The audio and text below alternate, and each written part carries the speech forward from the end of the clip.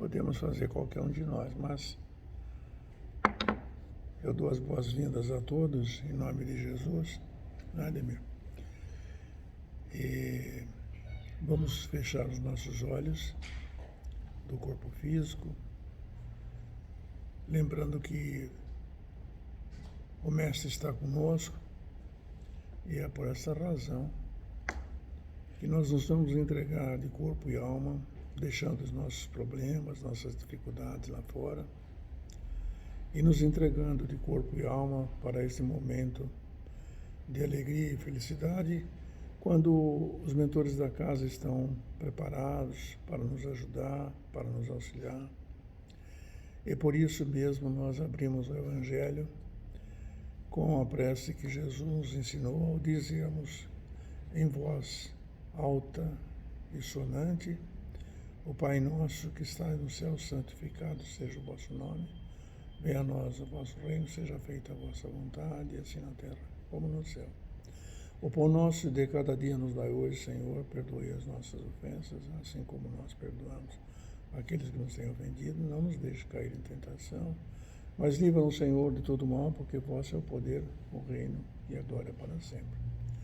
Desta feita, amigos, com as nossas cordiais saudações, para aqueles que não conhecem, essa moça bonita aqui, eu gosto muito, tem uma simpatia, nós temos alguma coisa da outra encarnação, não sei de qual, mas a Cláudia, vocês não sabem, permita, viu, Ademir, fazer esse breve comentário, porque nosso evangelho sempre foi assim, aquele evangelho gostoso, como é o do Cristo, né? Com alegria, com satisfação. Então eu conto essa pequena história porque desde que eu a vi, eu senti um eflúvio muito bom, muito agradável. Nós trabalhamos junto aqui às sextas-feiras. Ô Cido, pode deixar a luz acesa, não tem importância. Tá bom. Se te agradar, tudo bem. Ah, tudo bem. Não, tudo bem, obrigado. Então, a Cláudia está nos auxiliando para as quintas-feiras, porque, como sabemos, o Ayrton, o marido da dona Célia, foi convocado para fazer o trabalho de... Como é? Agente. É agente, né? Do censo. Então ele vai ficar afastado, mas a Cláudia e a equipe também dela se prontificaram a nos ajudar. Então a nossa equipe que é formada assim, na semana que vem virá um outro confrade ou confrada e vamos trabalhando. Então, dito isso, e dando as boas-vindas a todos, não é, Ademir? Nós vamos iniciar com a leitura do Santo Evangelho que Dona Célia escolheu hoje para nós falarmos sobre ser desperfeito, não é isso? Mas especialmente sobre a virtude, que a Cláudia vai começar. Por favor, Cláudia. A virtude. A virtude, em seu mais alto grau, comporta o conjunto de todas as qualidades essenciais que constituem o homem de bem. Ser bom, caridoso, laborioso, moderado, modesto são qualidades do homem virtuoso. Infelizmente, elas são, com frequência, acompanhadas de pequenas enfermidades morais que as desornam e as atenuam. Aquele que exibe a sua virtude não é virtuoso, uma vez que lhe falta a qualidade principal, a modéstia, e tem um vício mais contrário, o orgulho.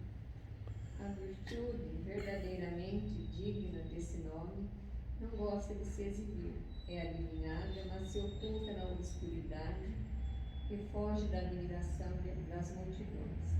São Vicente de Paulo era virtuoso, o digno de Ars era virtuoso, e muitos outros pouco conhecidos do mundo, mas conhecidos de Deus.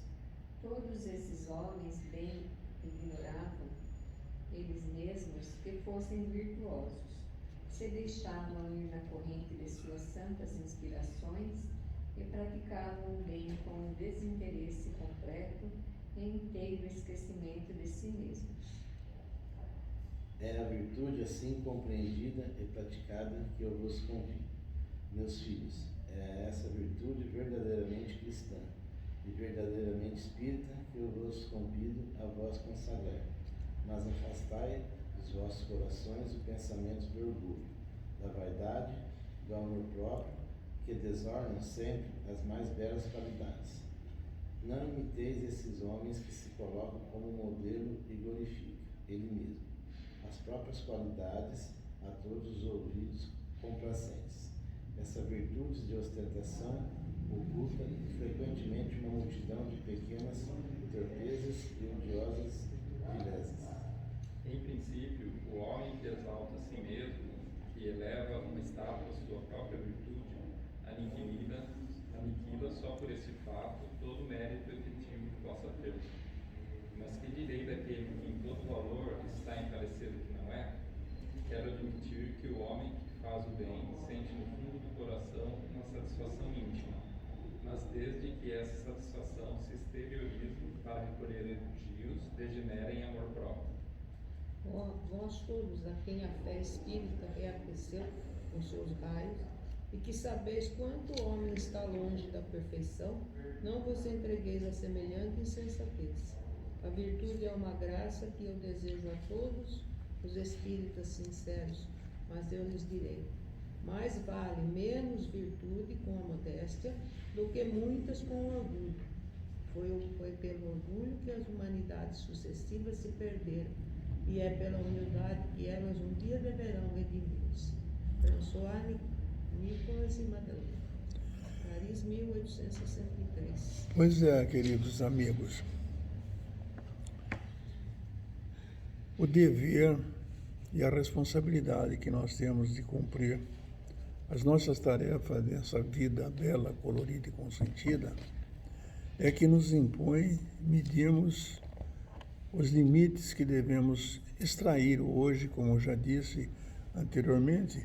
Cada um de nós tem uma maneira, uma capacidade de poder saber o que diz o Evangelho. E por que isso? Porque a partir de 18 de abril de 1857, todos nós sabemos que Jesus prometeu que não nos deixaria órfãos e que nos mandaria o Consolador. Pois bem, como Jesus naquela época falava o aramaico, e da mesma sorte ele falava por parábola, cada um no seu quadrado, como nós usamos na linguagem rasa hoje em dia, tem o seu conhecimento. A Denise tem o seu, a Célia tem o dela, eu tenho o meu, a Cláudia tem o dela, porque é uma somatória de todas as nossas virtudes, porque nós as temos, ainda que pequeno, e na maioria das vezes expondo-a sem que precisasse, porque o Cura d'Arc e Santo Agostinho e tantos outros são virtuosos sem até perceberem. E por isso porque eu estou dizendo isso para deixar mais ou menos a ideia minha no Evangelho de hoje. Porque cada um de nós, né, Ademir, vai poder fazer uma interpretação daquilo que está escrito. Mas lembremos-nos que essa condição que foi dada, vem as explicações de todos aqueles que devem fazer a análise do Santo Evangelho. Muito bem, eu digo isso porque nós temos que tomar cuidado em buscarmos a perfeição. Mas é curioso isso, né? Não parece isso curioso para qualquer um de nós? Como que nós podemos querer buscar a perfeição? Todos nós sabemos, pelo menos os profetentes da doutrina, que perfeito é só Deus. Nós somos seres criados por eles perfectíveis. Perfectíveis quer dizer que estamos sempre a caminho de melhorar a nossa conduta. E Jesus, sabendo que nós não estávamos preparados há mais de 2000 anos atrás, ele contava histórias, contava casos. E, à medida que os anos e as épocas e as eras foram evoluindo, as nossas condições foram se evoluindo também, como nós hoje, cada um pode fazer uma dissertação sobre o Evangelho. Não é privilégio de ninguém. Ao contrário, né, dona Cristina? Eu acho até que, salvo a minha amiga querida aqui, só eu sou pecador, todos bons. Ela não, ela é santa. Né, dona Célia? Ela é santa, né? Mas nós estamos caminhando para buscarmos a perfeição. Por quê? Em um mundo de provas e expiações. Devagar e lentamente nós vamos chegar. Digo isso por quê? Porque nós somos seres ainda imperfeitos, mas já bastante evoluídos, porque estamos às portas do mundo novo, do mundo de regeneração. Quanto nós caminhamos, hoje temos celular, hoje você pega um avião aqui, vai para a China, vai para, sabe? Faz, como Barnard fez a cirurgia, a primeira cirurgia no coração da criatura humana. E por aí vamos avançando. Eu conheço um caso, inclusive para falarmos sobre a virtude, que tocou muito o meu coração quando eu soube do caso. O cidadão vai a São Paulo com o seu carro, mas no momento em que passou pelo pedágio, deu uma inspiração a ele de falar, vou fazer uma gentileza para esse cidadão que vem vindo atrás de mim. É coisa curiosa isso, né? E pagou o pedágio dele. Aí, quando ele passou pelo pedágio, o cidadão falou assim, o senhor pode passar, porque aquele moço que passou na frente pagou o seu pedágio. Ele nunca tinha visto o cidadão, não sabe quem era. Foi-se embora. E passado algum tempo, ocorreu o mesmo acontecimento. E o cidadão acabou por replicar aquela atitude de generosidade. Pois bem, eu fiz também.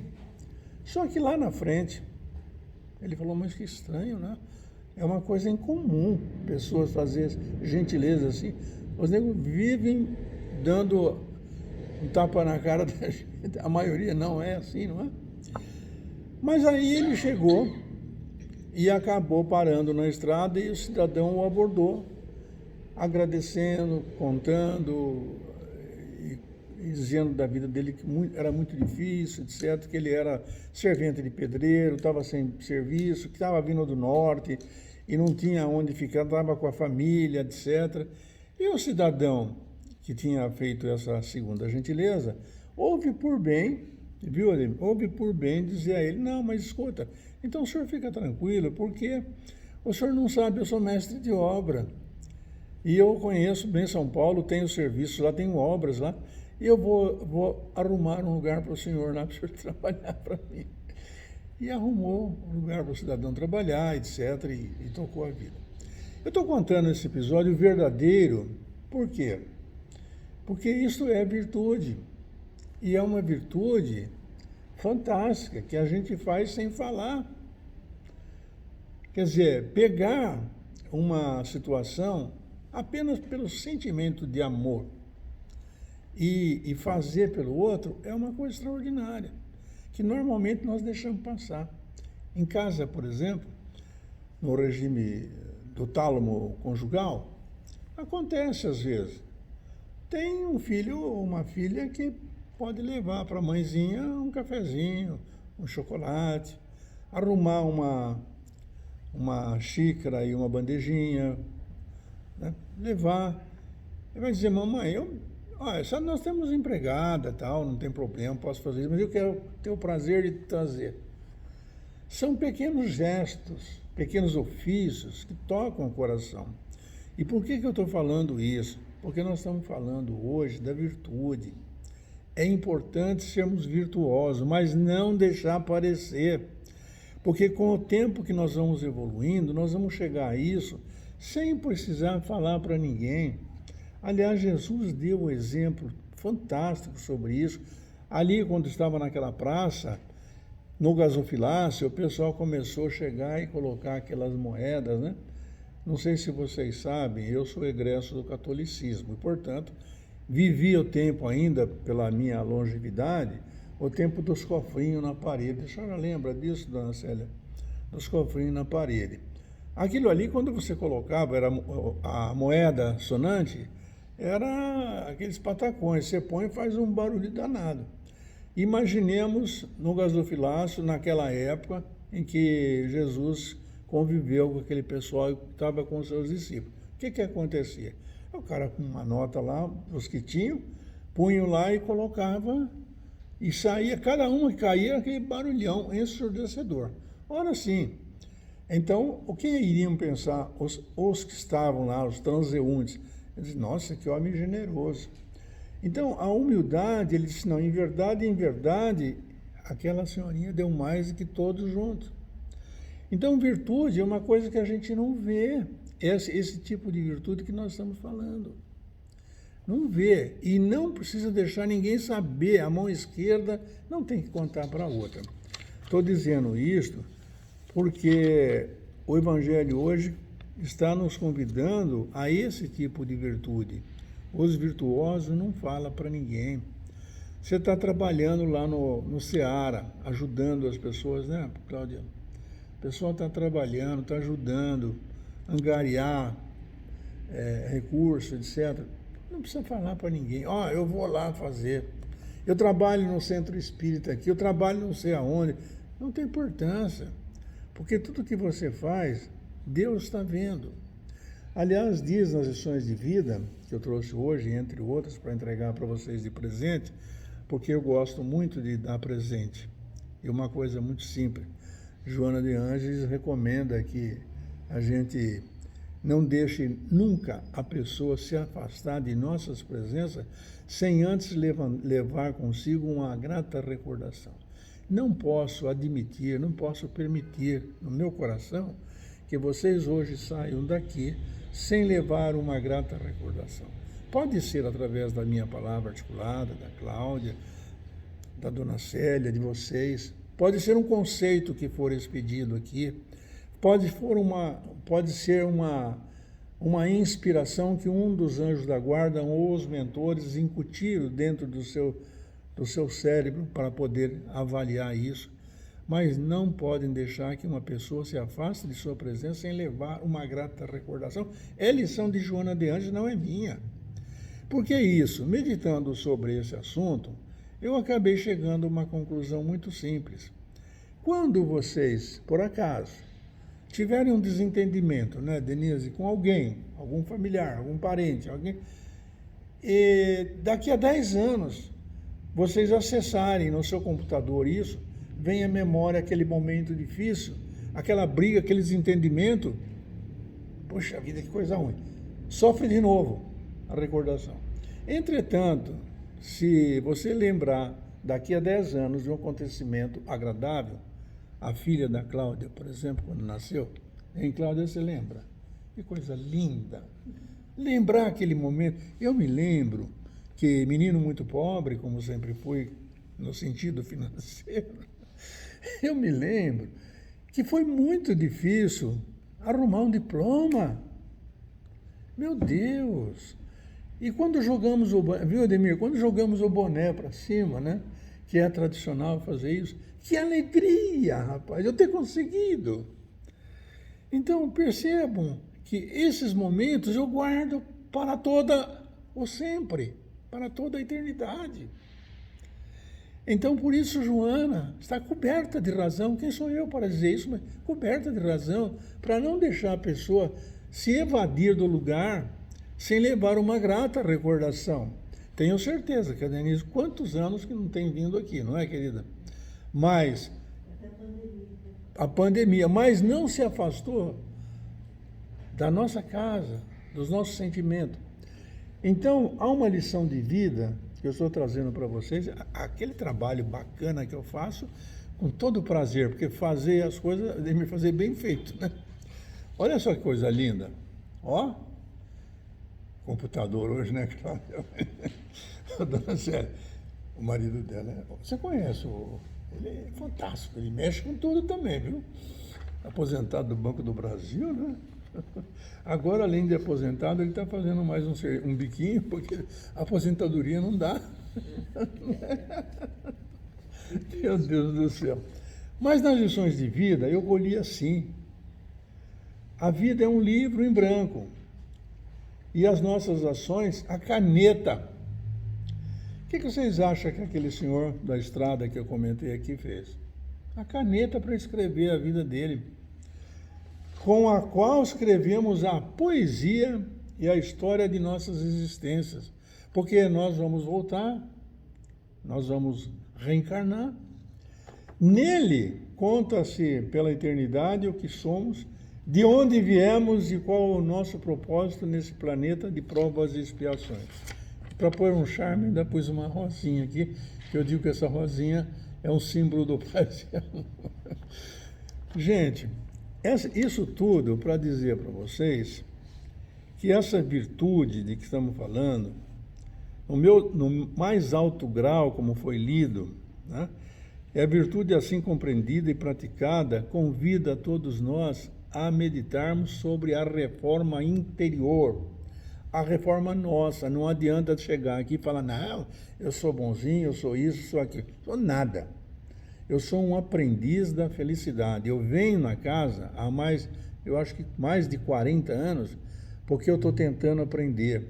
Melhor do que isso, eu estou tentando pôr em prática aquilo que faço, eu procuro acertar. Quando a senhora me perguntou que sensibilidade a senhora tem, realmente, eu hoje de manhã, eu não sabia explicar por quê.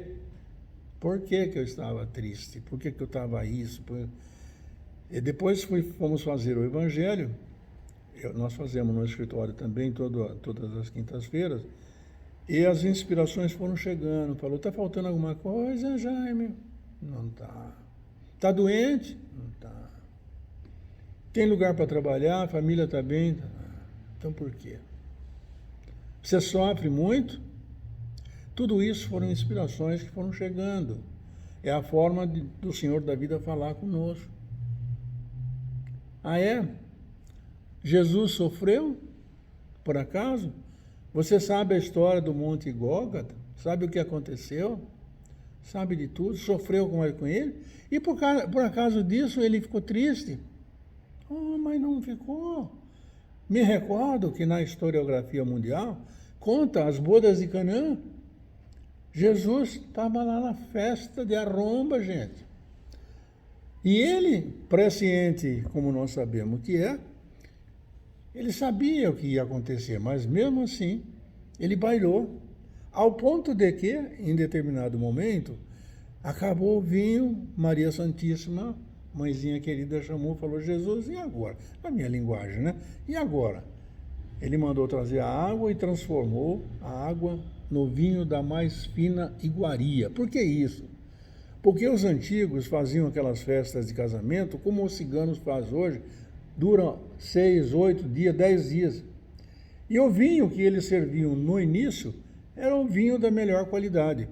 Mas, naquele momento, acabou o vinho. E Jesus transforma a água em vinho e serve o melhor vinho, a ponto de que os convivas disseram ao seu anfitrião, mas então tu está mudando a tradição? Tradição nós sabemos que é aquilo que se repete, porque está servindo agora o melhor vinho, a melhor qualidade. E apesar disso, Jesus estava alegre e feliz, apesar de saber o que ia passar no Monte Gólgota. Aí eu pensei, né, fazendo o Evangelho, falei, meu Deus do céu, pelo amor de Deus, mas eu ainda não tinha tirado tudo. Aquela situação que de vez em quando ataca a gente, o coração, saber o que vai passar, o que vai acontecer, isso, aquilo, mas não tem importância, a reencarnação está aí. Esses acontecimentos é para nos colocar em posição de podermos caminhar diante da vida bela, colorida e consentida. Por isso eu vou pedir para a Cláudia, eu já falei demais, que isso é coisa de advogado italiano, é tudo desculpa que eu tenho. É que eu peço a eles que me deixem falar, porque quem sabe eu falando, eu aprendo. E aprendendo através da articulação, eu aprendo também a audição. Isso eu aprendi na faculdade. Você tem 3 degraus para vencer. Uma é falando. Você fala, você aprende um nível. Você lê, você aprende o outro. E é assim que nós vamos fazendo. Então eu estou pedindo a eles que me ajudem, que me inspirem, E quem sabe, muitas vezes, aquilo que nós falamos aqui num breve comentário, não serve exatamente para outras pessoas também. Professora Cláudia, querida, a palavra é sua. Pode falar sobre as virtudes, sobre o seu ponto de vista. Bom, o meu ponto de vista em relação ao tema que foi acabado de abordar, é muito difícil a gente estender algo mais, né? Porque o Dr. Jaime já abrangeu tanta coisa, já falou tão eloquente a respeito de um tema, né? Que, na verdade, sim, eu acredito que a virtude, ela, além de ser essa prática que você tem que fazer de uma maneira modesta e ser bastante discreto, ela é algo que tem que se opor ao orgulho, à vaidade. Então é um caminho muito tênue entre você lidar com ser virtuoso e deixar de lado ser orgulhoso e vaidoso. Porque a gente sabe, né, que a vaidade, ela é... Agora, não sei se o senhor vai lembrar quem falou a vaidade é mais... como é tola a vaidade, tem um pensador que fala, né, da vaidade como, metaforicamente, né, a gente imagina uma imagem, assim, que seja, talvez, assim, até um pouco caricata, né? E aí a gente tem que estar muito atento, e aí para ser atento, de praticar a virtude sem cair na cilada da vaidade, se você está atento, é porque você está no caminho da reforma interior. Você está fazendo uma reforma interior que faz com que você questione se eu estou a serviço da minha vaidade ou se eu estou a serviço da minha virtude. E isso é algo que a gente patina muito, né, em relação a isso. Porque o ego é aquele... Dizem, né, que o ego é aquele dramático que mora dentro de nós, né, e ele quer sempre uma promoção. Ele quer ser promovido, ele quer estar numa zona de brilho, de conforto. E aí, às vezes, a gente, por falta mesmo de humildade, né, de estar sempre com o evangelho muito forte dentro de nós, a gente cai nessa, vamos dizer assim, armadilha de achar que está sendo virtuoso, mas na verdade a gente está sendo vaidoso. E o exemplo que o Dr. Jaime deu da pessoa, né, que pagou o pedágio do outro que vinha em seguida, eu acho que é um excelente exemplo para a gente olhar, fazer o bem sem olhar a quem. Então eu não tenho mais muito a acrescentar. Eu acho assim que nós temos que encontrar os nossos próprios caminhos para ser virtuosos, né? Você tem que ver onde existe essa potência dentro de você, o que você pode fazer, de que maneira que você pode executar a sua virtude e explorar o quanto mais, e assim você vai melhorando cada vez mais, e o teu status em relação a você mesmo, em relação ao seu espírito e o plano maior, ele vai ficar diferente, ele vai ficar um pouco mais lapidado. É isso. É isso.